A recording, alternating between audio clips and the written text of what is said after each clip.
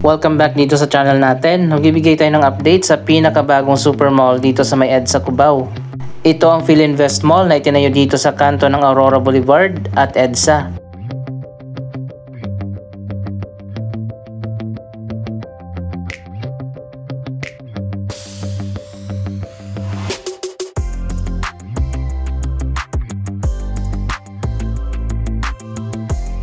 Ito na ang latest na progress dito sa Philinvest Activa. Isa itong mixed-use development na merong 5-story mall, isang office building, 2 residential tower at isang hotel.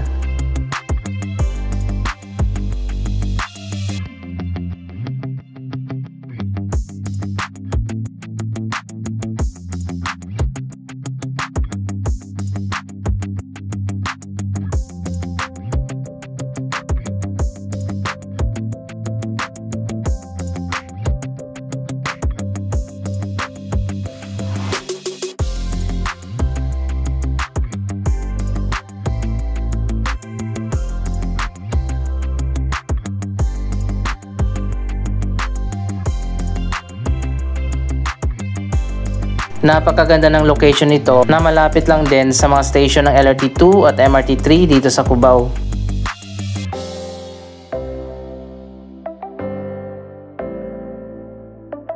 By the way, isa sa pinakapangit na footbridge dito sa Metro Manila, ang tawiran dito sa may EDSA Cubao. Sana ayusin na yan ng MMDA. Napakalawak pala nitong bagong Philinvest Mall. Naalala niyo pa ba dati yung malalim na hukay na ilang taon din bago na itayo ang proyektong ito?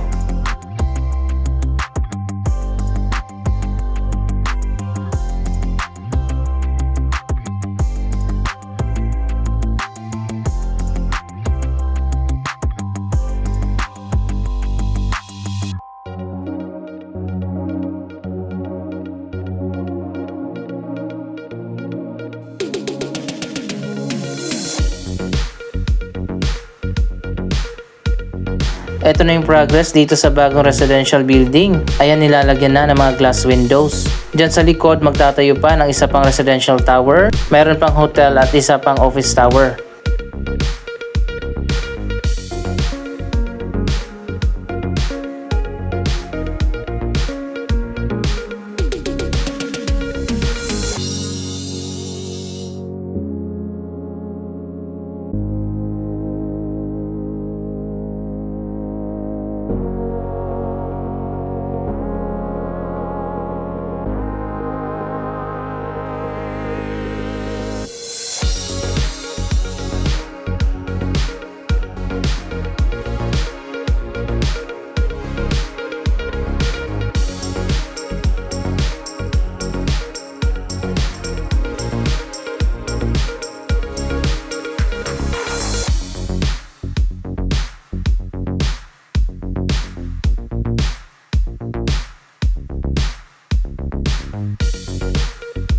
Kapag natapos na ito next year, may bago na naman tayong tambayan na malapit lang din sa Araneta City.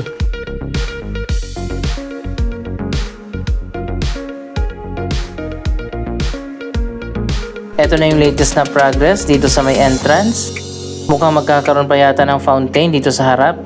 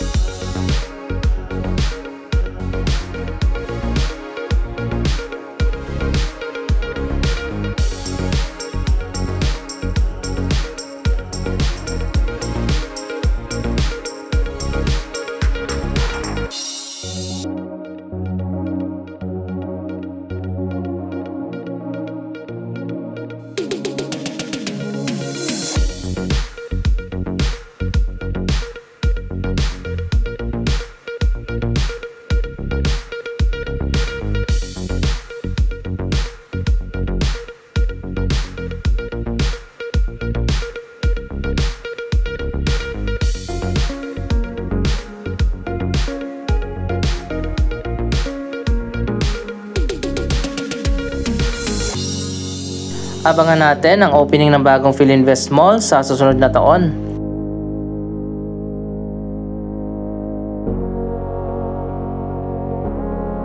Habang nakasakay ako dito sa MRT kanina, kitang-kita na natin ang progress ng bagong mall.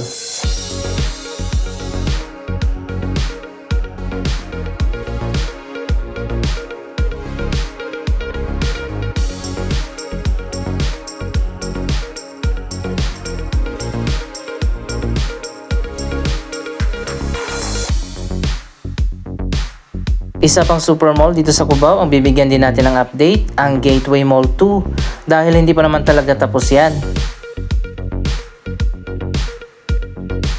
Ongoing pa ang development sa loob ng mall, ginagawa pa yung bagong food court. Tara samahan niyo ako, tingnan natin ang latest na progress.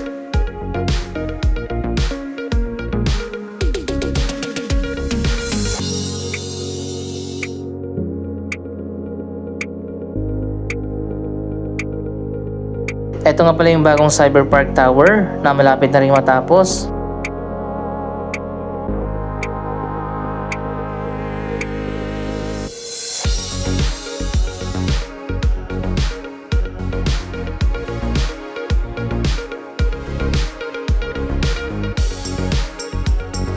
Andito na tayo sa loob ng Gateway Mall 2, diretso na tayo sa Sky Garden. Dito tayo nagsimula kasi biglang dumilim yung langit, baka umulan na naman. By the way, binuksan na pala yung daanan dito sa may gilid. Ayan, pwede na tayong dumaan dito sa tabi ng cafe. Hala, ano nang nangyari? Tinakpan na pala yung open area dito. Kung napanood nyo yung mga previous update natin dito sa Gateway Mall 2, mayroon pang isang open garden dito sa baba. Pero biglang nagbago yata yung design ng mall at tinanggal yung garden. At ngayon ay nilagyan na nga dito ng roof, mukhang magiging malawak yung food court.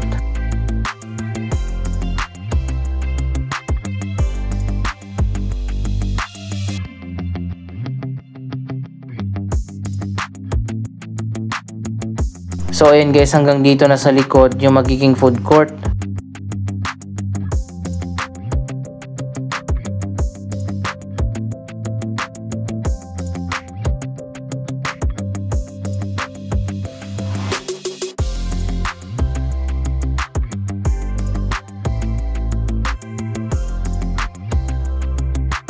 Kitang-kita din natin dito sa Sky Garden ng Gateway Mall 2, ang Philinvest Mall.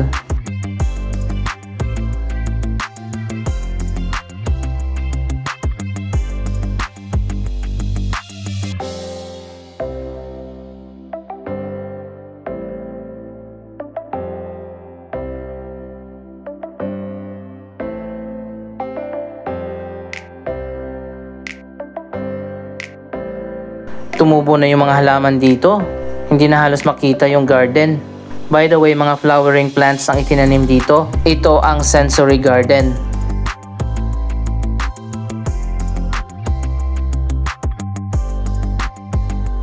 Andito rin sa taas ng mall ang Sagrada Familia Church. Meron itong 1,000 seating capacity.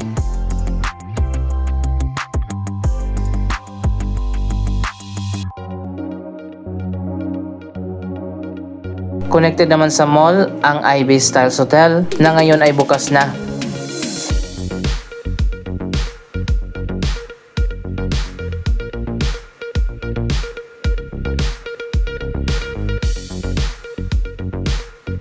So ayan guys, mula dyan sa hotel pwede ka nang umakyat dito sa Sky Garden. May entrance din dito sa loob ng mall papasok ng hotel.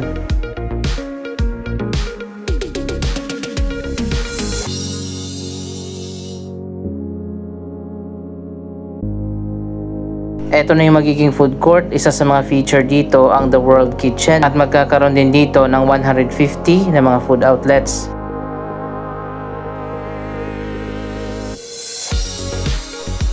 Napakalawak ng bagong food court ng Gateway Mall 2.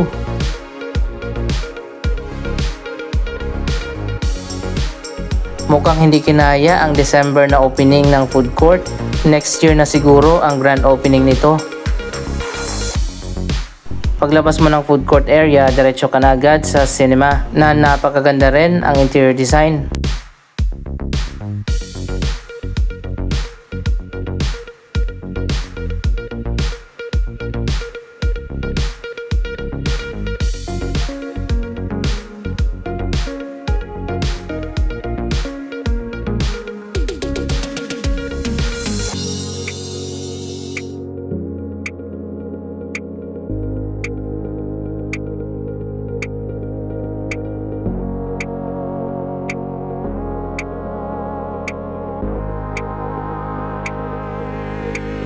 Dito sa pinakamataas na level ng mall, marami pang vacant.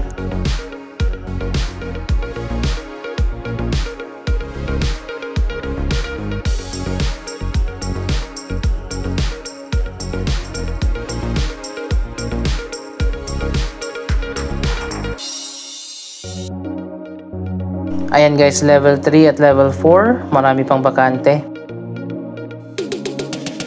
Isa sa mga bagong attraction dito, ang bowling area at meron ding billiards.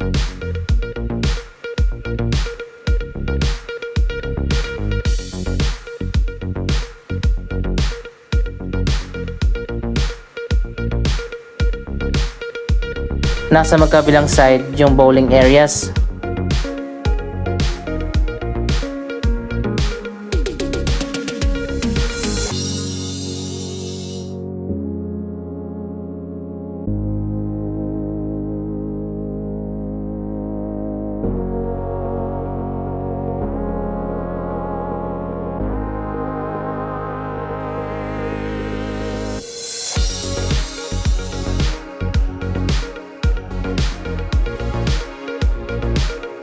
Ang mga billiard tables naman ay nasa gitna.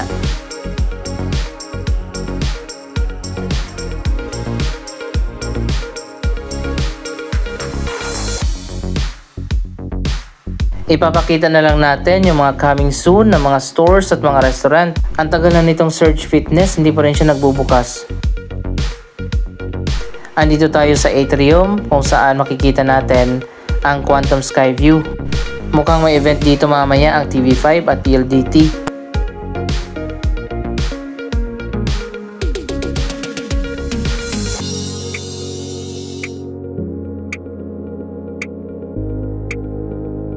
Ito may bago, Toys R Us pop-up store.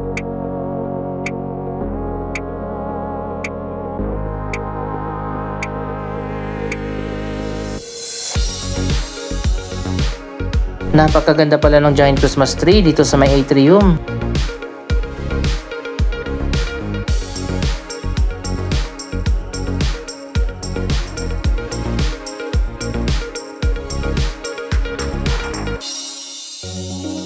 Sa level 2 ng mall, may mga vacant pa rin na areas.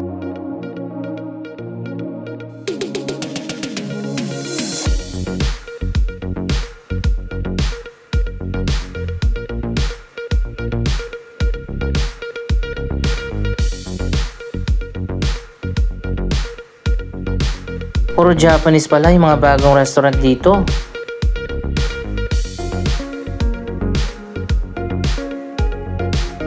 Meron din namang Italian, American at Korean.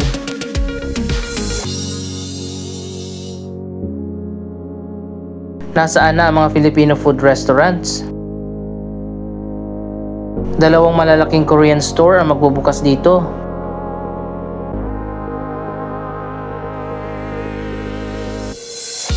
Coming soon din ang malaking pet shop.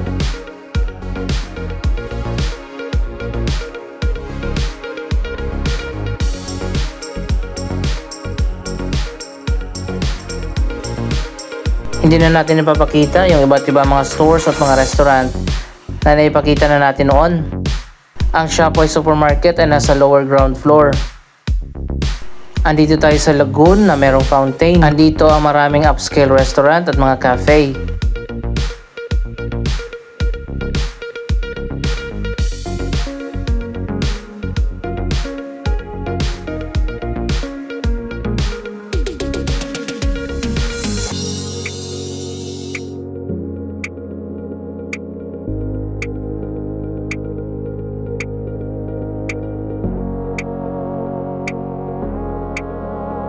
Anong masasabi nyo sa latest na progress ng mga bagong super malls dito sa may Quezon City? Mag-comment lamang dyan sa baba ng inyong mga reaksyon. Maraming salamat sa inyong panonood. Don't forget to like, share, comment at subscribe. Thank you for watching.